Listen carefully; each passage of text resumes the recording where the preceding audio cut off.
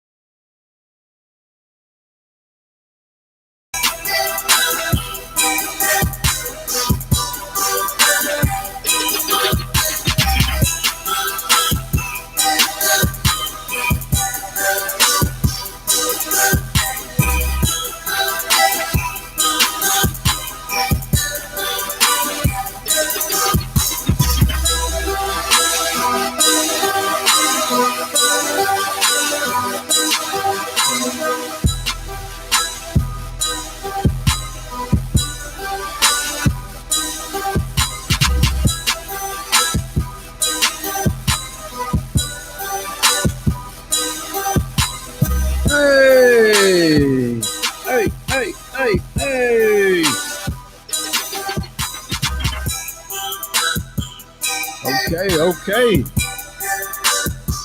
1, 2.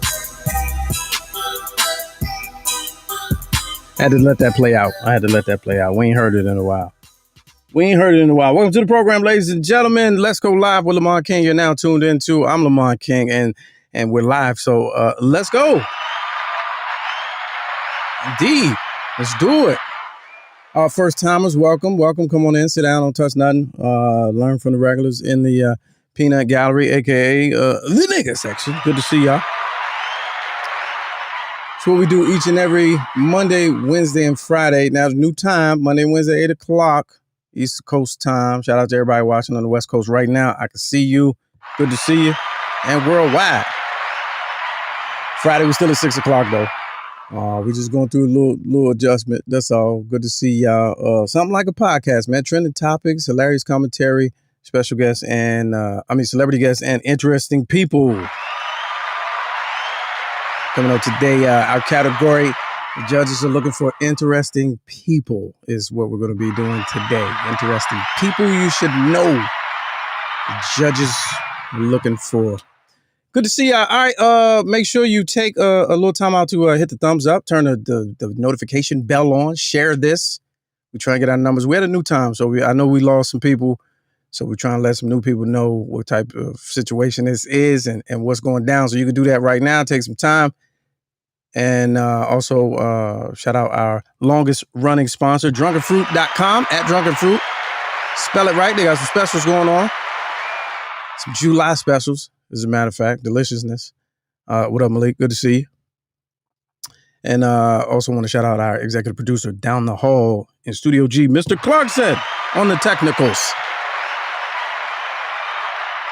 I'm sure we'll be seeing him later for some immediate fact checking.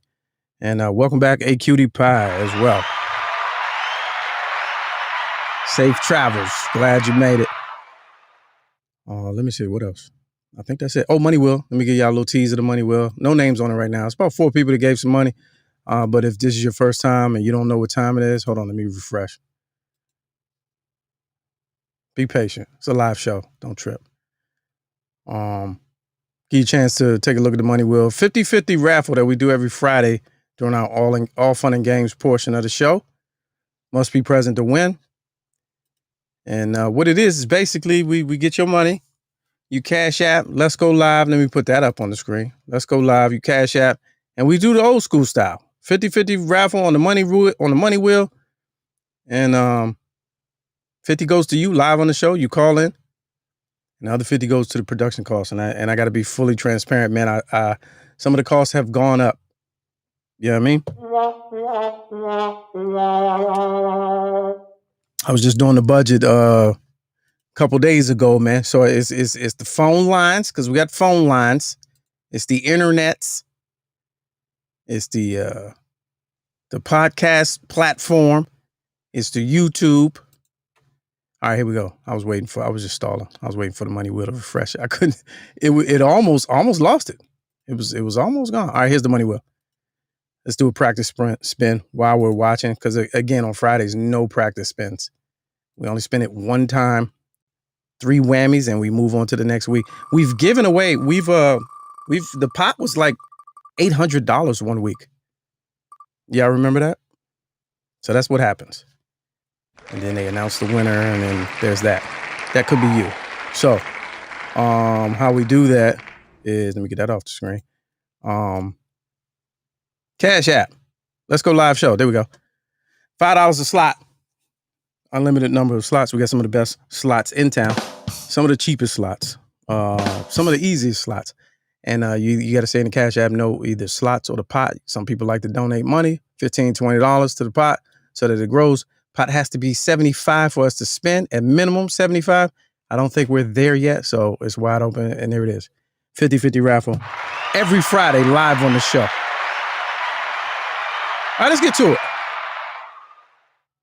Let's get to it, man. We're about to have a real delightful conversation, man, with an individual. I got a chance to rap to recently, man. Black business owner, startup entrepreneur. We're doing now I'm trying to make it up on the spot. What's something with a W? Give me something in the chat with a W.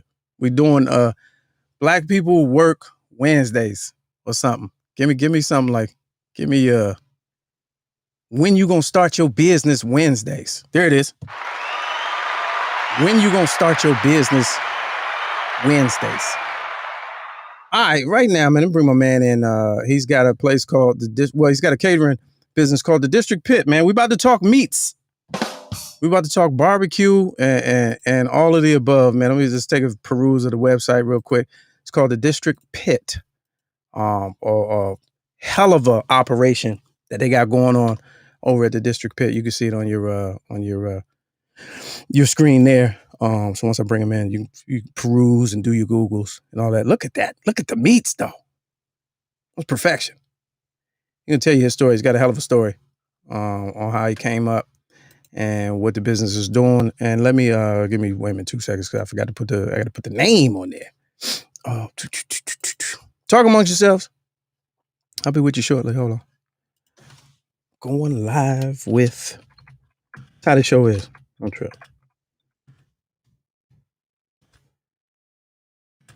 His whole name. Put his whole name on there so you can be like, oh, no, that ain't a real dude. It is.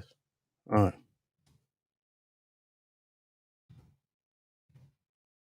All right, here we go. We're good to go. All right, ladies and gentlemen, please welcome to the program for the first time from the District Pit, Roger Sherman. Ladies and gentlemen, Roger Sherman. What's going on, man? What's good with you? Nothing much, brother. Just trying to get it done, trying to make it happen. Yeah. All right, so we can keep it light, man. We're gonna hear the story and all of that. You can give us some tidbits and some factoids and pull the cover off some meat myths. You know what I'm saying? But first off, just give a little bit about your background and your business, the District Pit. My name's Roger Sherman. I am the pit master and owner of the District Pit Barbecue Catering Company here in DC. And our job is to provide you with the most delicious and savory meats you've ever had. We just want you to keep coming back. And that's what we're looking for. So, we specialize in anything that can move on its own power. We can cook. We'll give you savory sides with it. And, all we want to do is make people happy. That's what it is, man. We're not offering anything that is outlandish or anything like that. We're not offering anything that's, beyond the scope. We're just providing people with old-fashioned meats and cooking them the way people have for thousands of years. All right, now let's back up, because that was interesting. Anything that moves on its own power, that's in your is that your store tagline? Like what does that even mean? Not really. That's what I say to people, man. I like that. Any animal can be smoked. This is the way I kind of think about it and look at it most of the time. if you're the oven's not that old, the microwave's not that old, fire is really old. So anything that has been cooked in the past was cooked over an open fire. So any meat that can be cooked can be barbecued, and that's what we specialize in. Now, do we really cook any meat, any and every meat? No, not really. We're not going to provide you with ostrich. We can't get our hands on that. We're not cooking frogs or anything like that. We don't typically get our hands on that. But we're going to cook your typical barbecue staples. We're going to give you brisket. We're going to give you ribs and chicken and pulled pork. We'll smoke chuck roast for you. There's a couple of specialty meats we do. We do hams. We do turkeys. Anything that you would eat under normal circumstances, we'll smoke it for you. Now, all right. So, all right, because I got so many questions. So you name some things that you wouldn't do or don't do, but not to say that you wouldn't if you got bigger. Right. Y'all would smoke frogs if that was, No. It's not that we wouldn't do it. I'm not saying that we wouldn't do it. Okay. I'm just saying that's not something we typically get our hands on. Yeah, you can smoke frog. If you want me to smoke frog, I'll try to smoke frog. Yeah, if I ship in some ostrich from Australia, right, and I got the situation. We'll yeah, okay. Good to know. I could smoke an ostrich for you very easily. You would smoke an ostrich exactly the way you would smoke a turkey. Wouldn't be that much different. All right, so let's get into that. What is the difference between what I do on the grill and what you do as a pitmaster smoking meats? What's the difference? That's a good question. So it depends on what you're doing. So if you're talking about grilling, the typical answer that I give for people, the difference between barbecuing and grilling is typically the proximity of the meat to the fire. So if you're grilling something, typically you're grilling it directly over the fire. So when you think grilling, most of the time you're thinking steaks, you're thinking burgers and dogs. You've got a fire directly over the fire. You've got a grate, and directly on top of the grate, you've got the meat.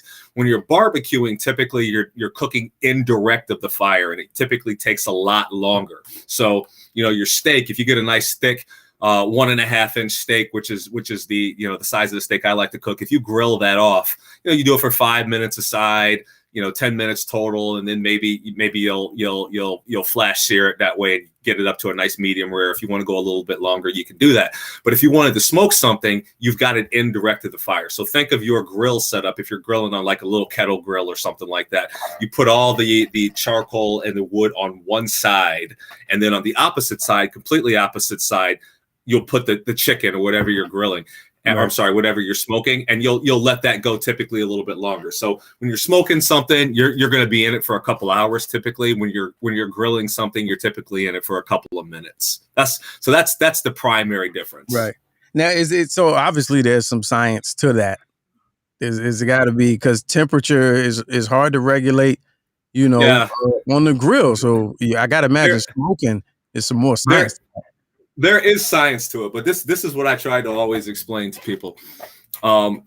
Cavemen did barbecue. It's not that complicated. Yeah, it's not that complicated. If you go out there and you get a consistent fire that's not going up and down in temperature, and you're willing to be patient and wait long enough for the meat to get tender, anybody can barbecue. Is there science to it? Yes, there is a specific temperature that I like to cook to. Is there science as far as the health goes to it? Yeah, you got to cook chicken to 165 degrees. There's science to it that way. But the rest of it is really just art, man. Like I said, it's just cavemen did this. People have been smoking meat for hundreds of thousands of years. However long you think mankind has existed, that's how long barbecue has existed. Yeah, right. Yeah. And somebody around that time had a real shitty recipe. There was a time when it just because they had to perfect it. And they ate it anyway because they had to eat. And eventually they realized, well, if we do this a little bit different, if we drag it through the ocean a little bit and get a little salt on it, you know what I'm saying, it tastes a little different. If we do this to it, if we do that to it, if we pull it off a little early, it's all trial and error, man. Yes, there is an element of science that is trial and error, but there's an element of art that's trial and error. You just got to get out there and do it. All right, let's talk about your business and how it started and because we wrapped recently and you told me something that stuck with me about how you you were terrified and just did it anyway, and just was like you told yourself just do it. Speak on that for briefly. So the reason why we started the business, so I started cooking a long time ago. I like to cook. I like to barbecue. It became a business kind of accidentally. Like I like to smoke turkeys. That's kind of how I started. So I had the opportunity to smoke turkeys for my friends for Thanksgiving, and then again at Christmas, and people kind of like that. And then eventually somebody had asked me, hey, we're getting a small event going. Would you like to cater a small event for us? And we tried that. And then, it was just kind of fun one day. And then we woke up one day, my wife and I, and we realized we got 2 teenage daughters. We don't have $1 worth of college savings for either of these kids. And, I had met with my financial advisor, and we had some discussions previous to this, and we had tried to start putting some things away. We opened a 529 late. And for those of you who don't know the 529s, it's college savings funds. That's has some tax breaks to it. And then I realized, I was like, well, that's not happening fast enough. So I got to have something else to come up with. So like you said, one day I just decided, you know what, I'm a caterer, and I'm going to start promoting this and trying it. And it took off rather quickly. There's obviously, lulls in the business, so there's ebbs and flows, but that's the precipice of it, man. It was born out of necessity. Like, this necessity is the father of invention. We had a need, we got to stroke some collegiate checks, and it's coming up pretty soon. And that's how we got into it. That's kind of how we decided to go. So that's the way the business got started. And 5 years later, kids are both halfway through school, and, we're getting it done. So you've been up for 5 years. What did 2020 do for the business? That's a great question. Because I wouldn't count it. I would be like, I do count it. Yeah, I do count it. I do count it because it was my best year ever. And I didn't expect that either. So obviously, we don't have a restaurant, so we were not affected by people closing their doors. We were affected by the fact that people couldn't gather en masse, so we could not do catering. So we had to come up with something else. So we pivoted to individual platters. And what we would do is once a week, we would put out an offering, and we would say, we're going to provide this week, the offering is going to be these 2 meats and these 3 sides. You're going to get all 5 of those things in the box, or 4 of those things in the box, whatever decided. And we had a fixed cost. We were going to charge X amount every time we did it, no matter what was in it. So if you got, if we were offering you brisket and pulled pork and macaroni and cheese and baked beans, it was going to be this price. And then the next week, if we did ribs and chicken and 2 different sides, it was going to be the same price.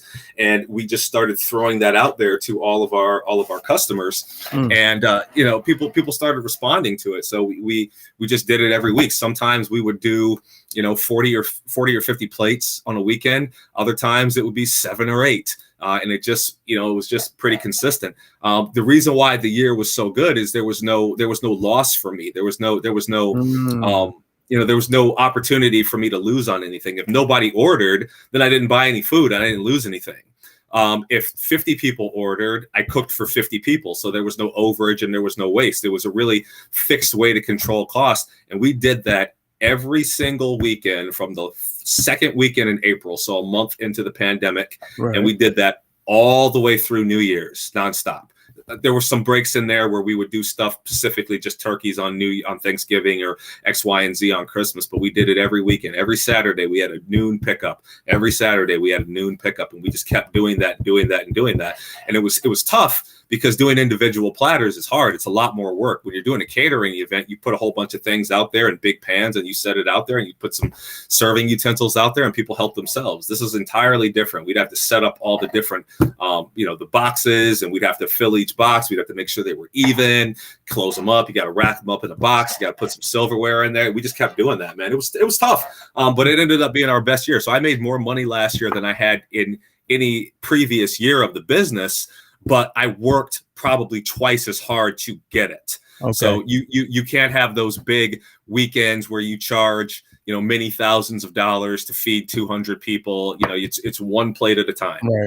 Right. And it was like I said, it taught me a lot of valuable lessons, like wake up early and get it done, or, start early and do this, or, understand that 5 plates is all you're going to get and cook that 5 plates. So, it was tough, but it was worth it. It was fun, and it got me out there. Gave me opportunities. So that lesson that you got in 2020 and the shift from catering to per plate, whatever you Individual platters. individual platters or whatever. Would you had done that if not for No. 2020?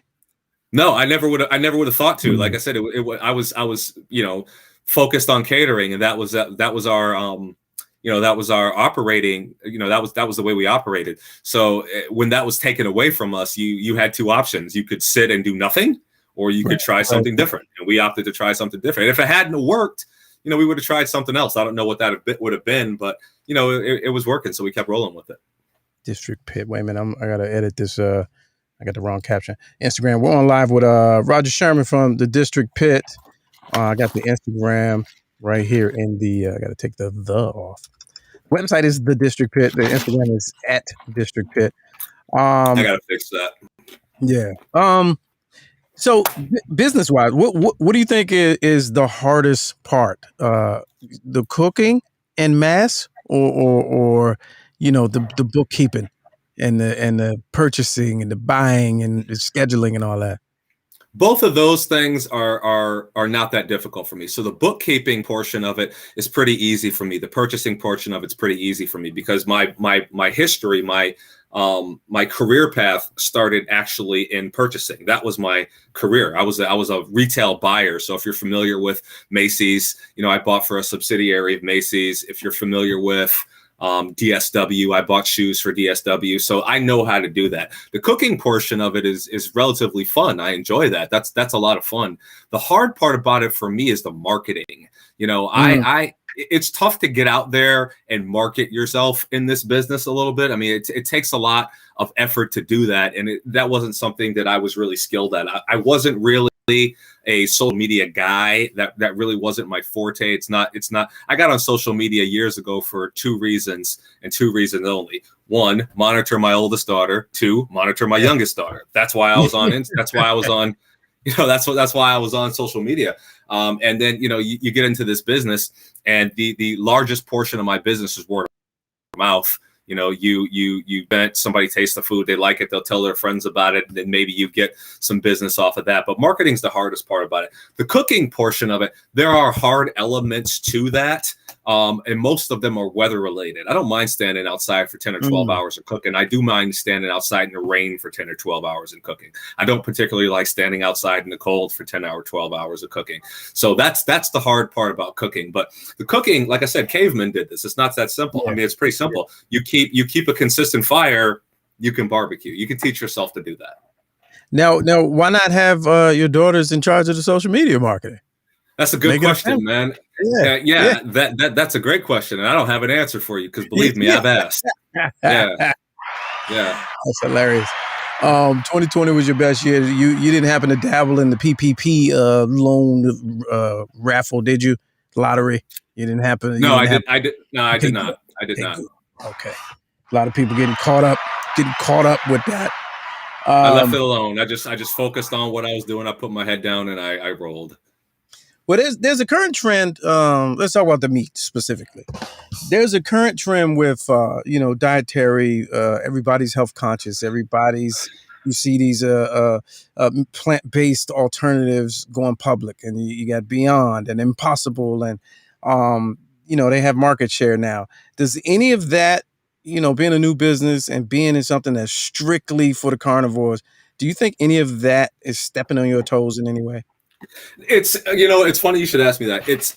There's one thing that I have been shocked at in this business is the number of vegetarians that reach out to me and ask me, what my vegetarian offering is. So those people are interested in it as well. Far be it from me to make fun of somebody for what they opt to eat and the lifestyle choices they make. Now I will quietly off to the side. Yes, I will do that. Right. But I don't, like I said, I mean, it doesn't really step on my toes. The people who are going to eat meat are going to eat meat, and they're going to come to me for it. There's going to be some vegetarians that are going to reach out and ask me about my offering, but I'm in a niche market. You know what I'm saying? People who want barbecue, like barbecue, they're going to buy it from me. If I lose a customer because they like Impossible burgers and it helps them lose weight or it makes them feel better about themselves, hey man, go with God. Best of luck to you. When you get to that weight limit that you're seeking for and you want a slice of brisket, come back and see me. But until then, I'm not going to do Impossible burgers or anything like that. We do have some vegetarian offerings, But we don't go out of our way to accommodate those people, not because we have anything against them, but that's just not our forte. You know what I'm saying? If you don't ask the world's best tennis player to go compete in the racquetball championship. It sounds like a similar sport, but it's not the same sport. There it is. Okay. All right. So you're not smoking asparagus cutlets anytime soon. That's not going to be that's not going to be on the menu. But we did make adjustments. I have done some things in barbecue that I'm not proud of, but I had to do it. So for example, I took all the meat and bacon grease out of my baked beans, because you go to an event and people ask that question. It's one of the first questions they ask: is there meat in the beans, or is there bacon in the beans? And my answer was yes. And they were like, "Oh, we can't eat that." So then you have to start making adjustments like that. It's tough to have to do that sometimes. But like I said, you gotta accommodate for the masses. And we've made some adjustments like that, but not too many of them. Not too many. Now we got our West Coast contributor in the chat. Haynes has a question, but Haynes, I got to tell you, be patient, my man. I'm a professional. I was already there. I was already on this. His question was, any lab grown meat in the pit? And I was going to hold on. Let's look at this, because KFC, I had this ready too. I was going to fire this off. I had this ready. KFC just recently, somewhere overseas, said they're about to add lab grown meat by way of 3D printed chicken nuggets to their menu. We're not doing any of that. You don't got to explain that to me in detail. That's not happening. Yeah, it may not happen, but what do you think of that? What do you think of so I'm a firm believer. A lot of people come here for my conspiracy offerings. Let me get this right. I'm a firm believer that a lot of the meat that we eat currently is not organically grown. Even if they say organic, I don't think it's real. I think, and let me give you some context. Where that comes from, my suspicion comes from, is several years ago when they had Lolly the sheep, and then it was about 15, 17 years ago, and they had the cow that was the first cloned cow. And then they were saying that in about 10 years, we're going to bring this meat to marketplace, and because of global population and world hunger and blah, blah, blah. And then a few years after that, very quietly, they passed a thing where meat in stores, the FDA ruled that meat producers or whatever no longer had to state on the packaging, whether or not it was organically or where it came from and blah, blah, blah. And I was like, that's slippery slope to me. Because if you take all of that off and say what you don't have to do, if I'm a producer and I'm dabbling over here off to the left in laboratory meat, and I didn't say my carbon footprint in whatever meat producing state that I live in, Northern California, and wherever my farms are and wherever my factories are, I can, under the radar, take that stuff to marketplace. Now, as a person, that's my theory. But as somebody in the industry who cooks, meat products or whatever, do you think that that's a little bit possible? Am I way off? Is that a reach? Anything is possible, man. Like I hate to leave it as simple as that. You just don't know. I have pretty good suppliers. I have confidence in my suppliers, the people that I talk to that are going to supply me, with the meat that I'm getting, and I trust that they're giving me exactly what they are telling me. So sometimes you have to put the trust in the system. There's no other way to do that. I live in the middle of the District of Columbia. I don't have a farm, I don't know. I know when I show up at BK Miller out in Clinton, Maryland to pick up my briskets, I know that I've always got good brisket from them.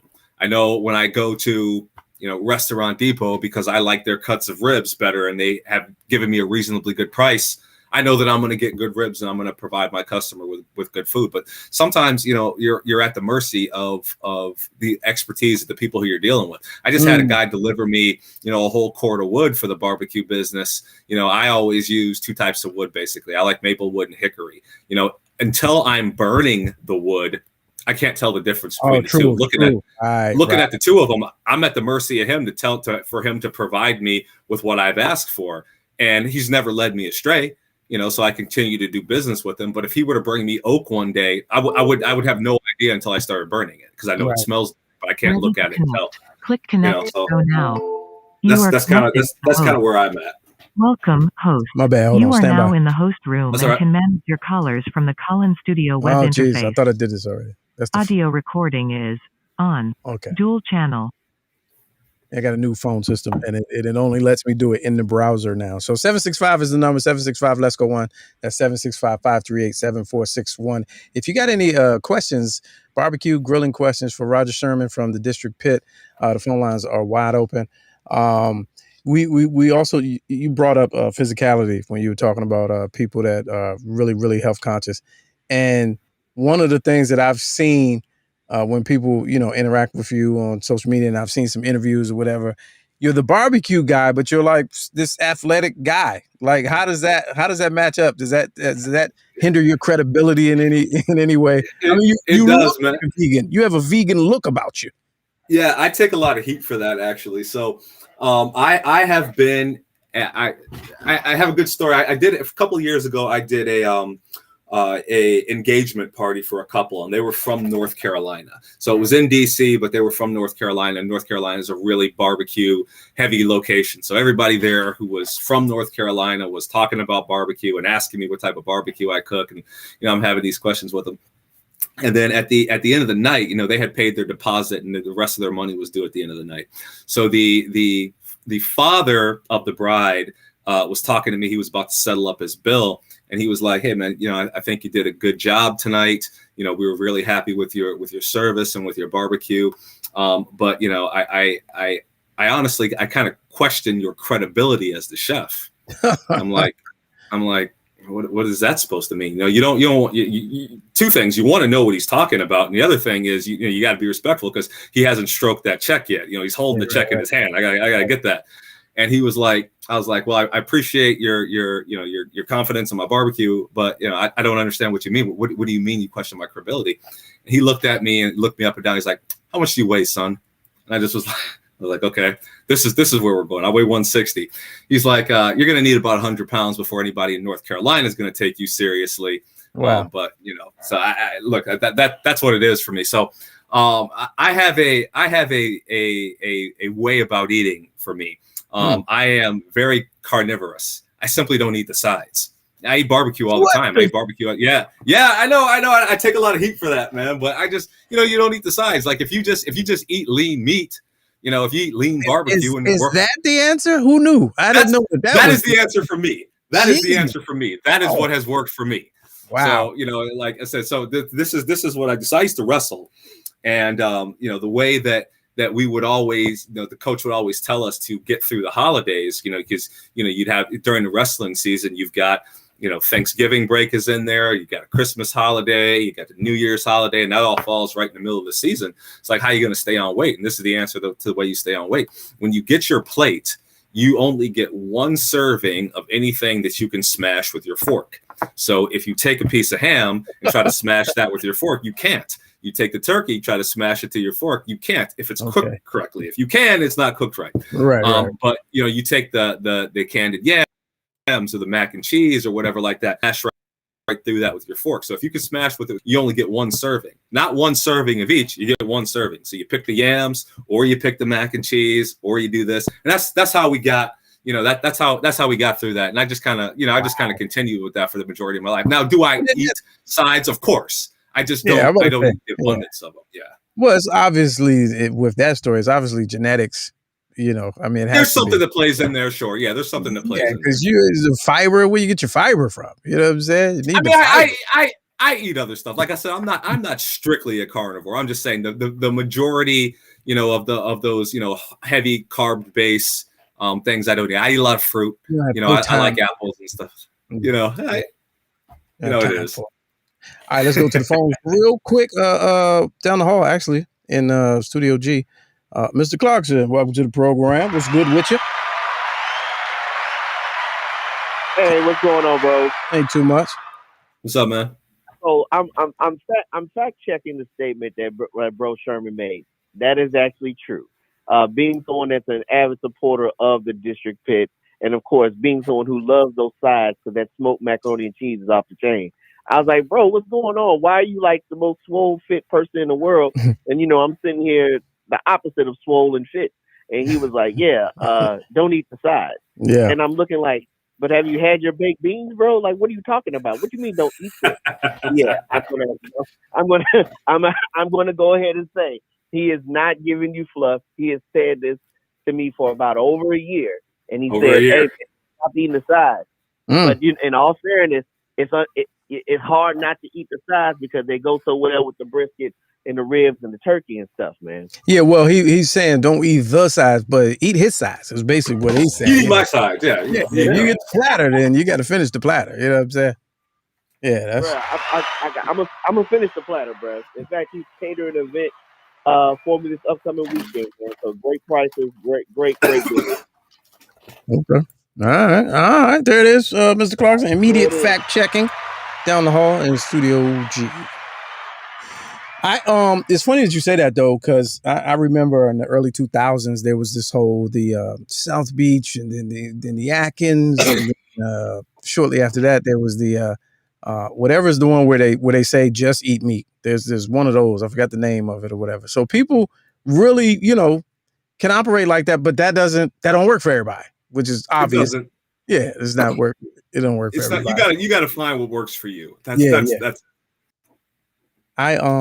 I never was a steak guy. I got to tell you, when I was young, we used to eat liver, pork chops, and steak, but it was cooked a certain way. So I didn't know that there was another way to eat it until I tell this story all the time. Joe Claire has a joke about eating steak, and I had, college, and then my first few years in the real job world and all that. You go out to eat or whatever, and I would see people eating steak, and I didn't understand it. And then Joe was like, "Well, you got to eat it. You got to order your steak medium rare to medium." And I was like, "Oh, that's no wait. What do you mean? How that's crazy?" And then I would say about 15 years ago, maybe. I tried one and I was like, what is, I thought it wasn't finished. I thought it wasn't cooked.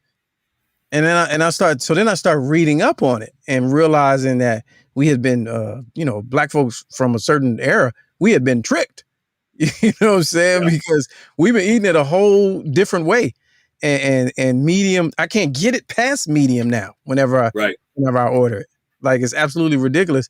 And there are some actual, again, back to the science, there are some actual changes that take place when you cook certain meats well done that basically ruin it, flavor, taste, and nutrition. Can you talk about some of those properties that happen during smoking that are similar to that? Yeah, so it's very similar. So when you're talking about steak, there's different types of if we just want to talk about beef specifically, there's different pieces of the cow that serve different purposes. So you've got working muscles and non-working muscles. So when you think about, the brisket on a cow, the brisket is the cow's chest, and the cow stands on its front legs and its weight leans forward. So as a cow moves, that muscle is always flexing. So it's a hard, dense muscle. And there's a lot of fibrous tissues in it, and there's a lot of connective tissue in it. So you have to barbecue that for a long period of time in order to break down all of those connective tissues so the meat gets tender. Now, on the flip side of that, if you're cooking a ribeye steak, it is a ribeye. It is part of the rib. And think about your own rib. It's not as active a muscle as, say, your shoulders or your biceps that you're always moving and doing stuff with. So it doesn't require that amount of time and tender, and it doesn't take that much time in order for it to get tender, because it doesn't have the amount of connective tissue in it. So you can cook a meat like a steak to a medium rare to 125 or 128 degrees, and you can get there very quickly. It'll be very juicy. And then you'd have to take a brisket to 205 degrees, which is going to take you significantly longer to get to that. So the science of it is really understanding the anatomy of the piece of meat that you're cooking. And you could take a pig and do the exact same thing. People like to eat pulled pork. That's the front shoulder of the pig, where all the meat, where all the pig's weight is. So that shoulder is always flexing, takes a long time to get it down. You get a nice juicy pork chop, it's in that rib area, and you're taking that same thing. It's very similar to the rib. You can get it a lot, you can get it cooked up a lot faster and make it juicier that way. So you just kind of have to understand the anatomy of the animal that you're cooking. So would it make sense if I had a farm, is to get some athletic pigs, you know what I'm saying? And to do wind sprints with them and, make sure that they tone and There is science to that as well. So you'll go and see some, and they do it more with cows than they do with pigs. You'll get out there and you'll see, some of these pictures of the cows that are almost look like they're roided up. They do that. They do that. There is some science to that. Do I really want to get involved in that? Not really, but there are people who are out there who are exploring that science and say, hey, if we have a more fit animal, does it create a more delicious dining experience? Yeah. All right. Well, there it is. All right. Let's talk about some of the other things you have going on outside of the District Pit, your podcasts and your appearances on local TV in this area, where people can see and hear more. Sure. I would love for you guys to check out my YouTube show. It's called Pit Perspective. We do, some interviews. We talk about different things that aren't necessarily related to food. We've had a couple of comedians on. That's been kind of fun. We've had some trivia hosts on. We have had some chefs on. We've had some bakers. Gianni, your producer, was on. We talked about the history of, Black churches and the foods associated.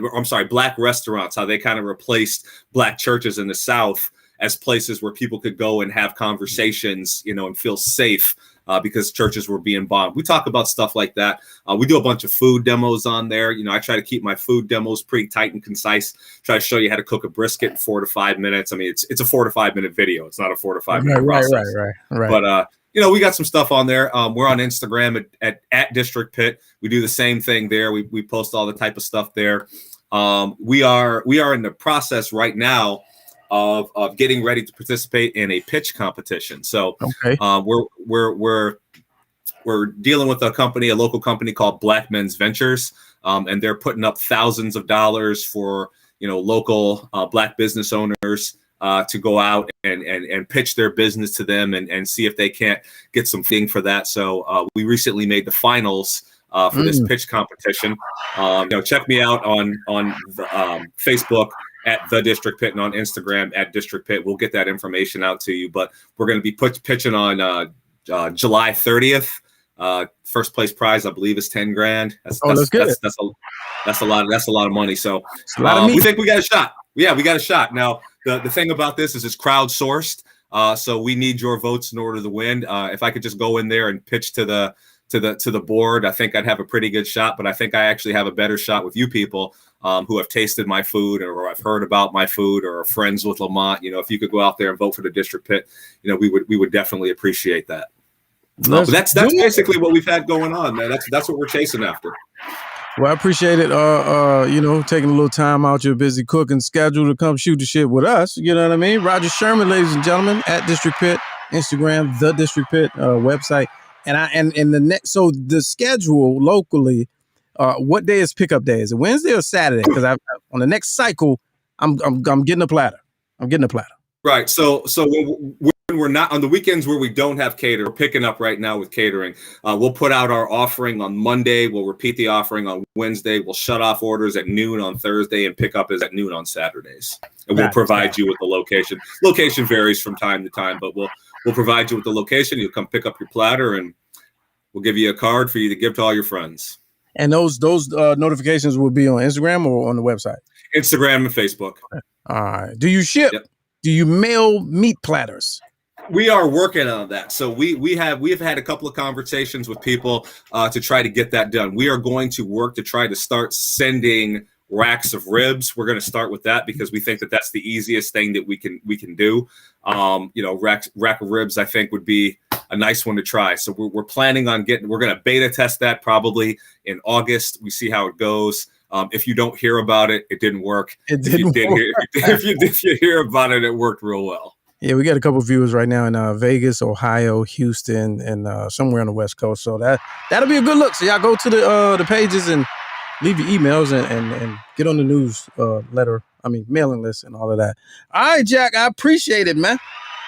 Thank you, man. I appreciate you having us on. Check us out at District Pit on Instagram. All right, there it is, sir. Thanks a lot. Man. Hey, that's what it would tell you. Interesting people. Learned everything you needed to know in 35 minutes about smoking meats. That's what's up. Need to know. Hey, John, don't come in here late starting shit. Don't do that. All right, let me see what y'all talking about in the chat. Yes, Kanar, you are correct. I did read that. If it's cooked too long, it doesn't digest as well. Enzymes are harder to break down. I've heard of that. That's interesting that you know that. Aren't you a vegetarian as well? All right. Alpha Mama says, well done. Meat has to be well done or you will have worms, which is an old wives' tale. Still funny. Keto diet. Yes, that's the word I was looking for. Keto and the paleo. That's the one that came after like South Beach and Atkins, where they tell you just eat meat. And I was like, I don't know. I don't know about that. That cholesterol issues. All right, couple news stories. Let's dig back into this one because some of y'all act surprised, like y'all didn't see this. Hold on, let me pull this up again. This is like a real story. I make up some things, but I didn't make this up. And this one is disturbing because I really believe they've already been doing this. This is why this jumps out at me. This is dated. This is actually a year old. This story is a year old. I don't know how it landed on my Twitter timeline, but the fact that proves my point. The fact that this is a year old and you haven't heard about it and now it's resurfacing means to me that I've been saying this for years. No way. Burger King. Remember when Burger King was doing 10 nuggets for $1? Come on, man. Food is sold, if you know anything about economics, food is sold by weight.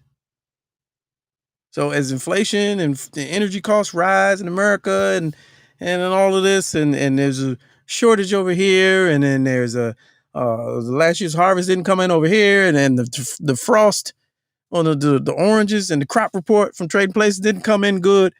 Prices change, but most of the time they go up. Burger King for about a year and a half was doing 10 nuggets for, you mean to a dime a nugget? But I go to anywhere else that's selling what I think is real chicken, Popeyes, 3 tenders is $9. But Burger King's selling 10 nuggets for $1, 10 cents a nugget. It ain't real food, man. All right, let's read this real quick, since y'all act like y'all ain't never heard it. The fast food restaurant chain has officially announced it's partnering with a Russian, of course, research laboratory, 3D printing solutions to develop a technology for what it calls meat of the future. So many jokes. Meat of the future. Or in other words, laboratory produced chicken nuggets. Oh, you know what? Sidebar, tangent. Wouldn't this solve the wing shortage? Wouldn't Wingstop not have to change its name to Thigh Stop if they just use the fake meat?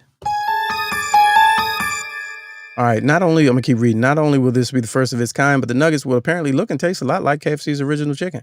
Producing 3D printed chicken is also more environmentally friendly than standard meat. I talked about the carbon footprint earlier.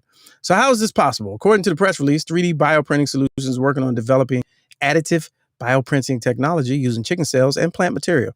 So there's something organic there, allowing it to reproduce the taste and texture of the chicken meat. With the bioprinting method, you still can incorporate all the same micronutrients you get from eating. Here's what they justify. I'm not even gonna read all of this. These are justifications. These are convincing you, getting you ready, keeping you used to. I want to see if there's video. I would love to see video of how that looks. 3D printer. You ever seen a 3D printer? You ever seen it make stuff? It's very interesting. It's like out of thin air, kind of. There's a material you put in there and it's just like a laser printer. It's the wildest thing. I still don't all the way understand. Oh, let me see. We got a phone call. Oh, John is there. Let's bring in John from All Fun and Games. What's good with you? Hey man. Meat of the future is you gonna have a shirt with John Watson. First of all, Meat of the future. First of all, I tune into the show. My apologies. I'm on a little vacation. You know what I mean? Yeah, right. You said don't bother me. That's what you said. Don't bother. I tune into the show. I said, let me see how my man's in this is doing.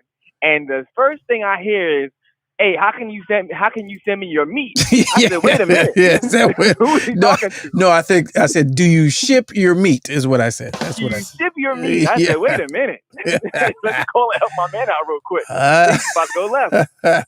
I was calling the sponsors. I told them to listen on Wednesday. I said, "Wait a minute." Yeah, you're the sponsors. Yeah. And they tuned in at that time. They tuned at that time. They say, "Send me your meat, fam." Okay. So here's my thought on this, right? Two things. One, this is why I believe they don't call Kentucky Fried Chicken by and large. I've heard that. They call it KFC. Yeah, I've heard that years ago. They're like, chicken is a question mark at this point. Well, so right? Here's the one before that. They said the fried, they were trying to move away from fried. And then people were like, this was when the internet was new. So that was one of the first internet rumors. I remember that. Yeah. Right. The other thing is, you talked about Burger King. That bothers me because Burger King, right, has a new, in their efforts to stay current with the chicken sandwich craze, even though they're 3 years later at this point. Right. They came out with the Chick King. With a chick. Yeah. Chick King, and the chicken part is like apostrophe, and then it's Chick King. They can't even call that a chicken. Yeah. Like, why you can't call it a chicken why can't you just why don't you call it the King Chicken? The King Chicken or the Chicken King? No, the Chicken King. It's the Chick King. They can't even call that chicken. So I'm scared, fam. Uh-huh. It looks nice in a picture. It looks like on. I'll use the word. It looks nice on print. Yeah. Oh, but maybe it's printed. Hey, you see what I did? Yeah. Okay. But here's the thing. Here's the thing. In their defense, all right, I'm a lobby for Burger King. I've had it. Okay. Okay. You have? I have. Here's the thing. Here's why I think it's real. Because that bitch is $8. not the meal. Hey, not the meal. Man. The sandwich. You know how much 3D printers are? Yeah. I was like, you had to teach. I was like, you had to teach Jose and them in the back how to make use a 3D printer all of a sudden when they just used to pulling the meat out the meat drawer. Right. When I had it, I said, "Yo, this is $8. This has to be real. I mean, this is restaurant grade chicken. Right here. It has to be." So how did it taste? How did it taste? It was decent. It was competitive. The Popeye is competitive. It feels like it's more real of a sandwich. The Popeyes joint was so T-Rex. It was so pterodactyl. You're like, this can't be. It's just too massive. It's too massive of a chicken sandwich.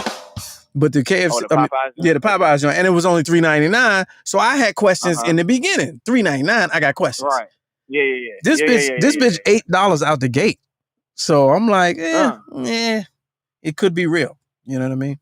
Nah, I'm scared, fam. Yeah. I'm scared. I saw that and I was like, oh, okay, Burger King. Then I was like, wait, Chick King? Yeah. I can't say chicken. Yeah, I can't even say it. I can't say the word. And they probably correct you when you're going through the drive-thru. Let me get y'all one of y'all new chicken sandwiches. No, it's the Chick King. Immediately a copyright officer and a lawyer pops out. And says, you cannot say chicken. You can't say it. Right.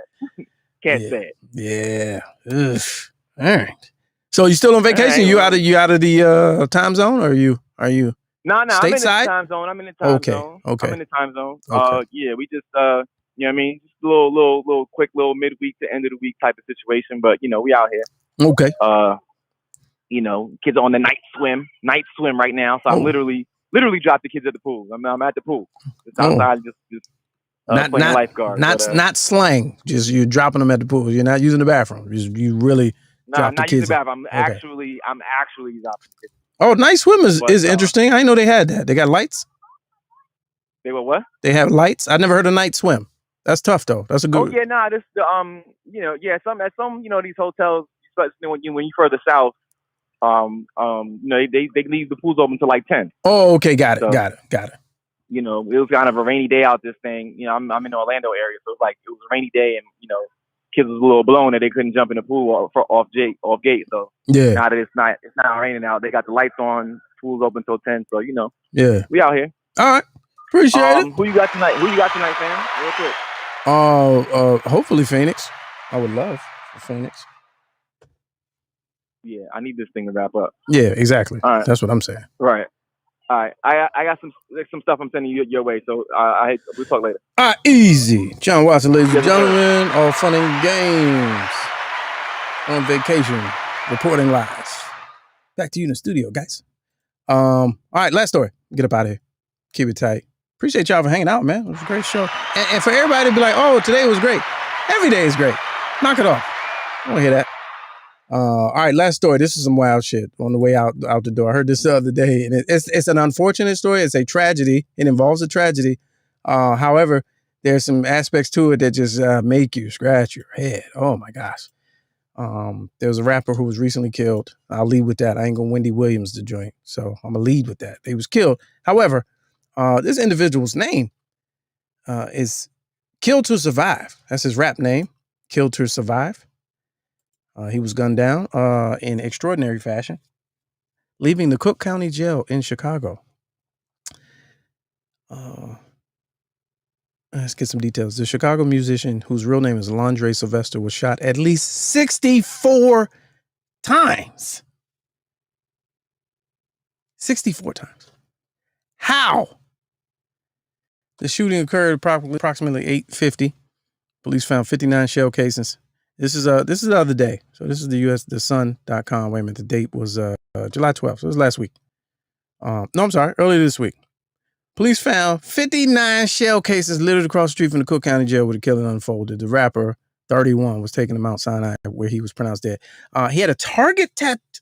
I told you there's some aspects of this that make you scratch your head. His rap name was Kill to Survive. He had a target tattoo on his neck with his stage name attached to it.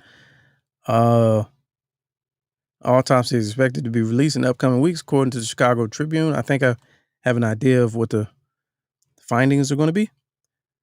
A woman nearby was also shot, but she's in good condition. She made it. And somebody else was grazed by a bullet. Funniest thing I seen on Instagram was a friend of the program, Dope Dealer Podcast, Jamal Doman. He said, who shot this dude? The Terminator? Who has 60 bullets to okay, bullets are like $230 a piece. Like this, they're rich. There's some rich killers out here. Chicago is off the hook. He's leaving jail. Leaving jail. He just did time for whatever it is y'all was mad at him for doing. Leaving jail. He gets shot in front of the jail. What kind of security they got at the jail? What is y'all doing over there? He get hit 60 times? Y'all meant that. Goodness. Oh, man. It's about to be a hot summer. All right, there's that. I just wanted to put that on your lap and let you think about it. It's not for comedic purposes by no stretch, but Kill to Survive got shot 60 times in front of the jail. That is the headline. That's the story. All right. Hey, man. Let me put the info back up here.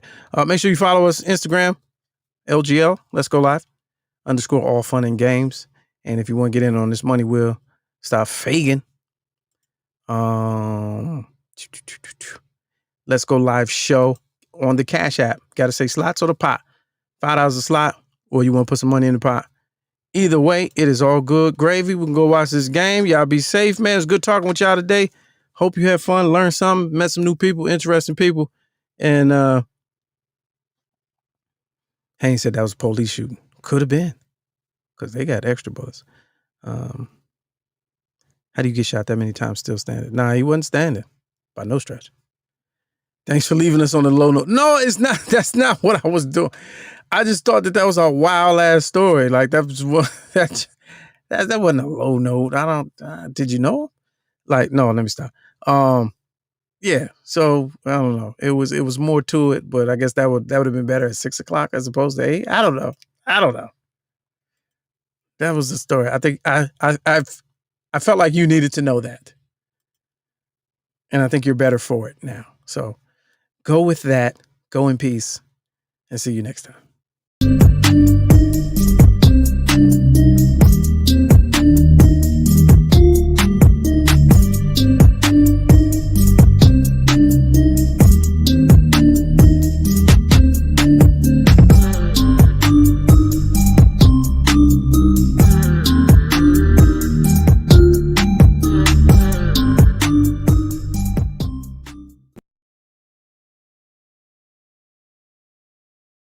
I don't care if it is a closet. You still looking mad efficient.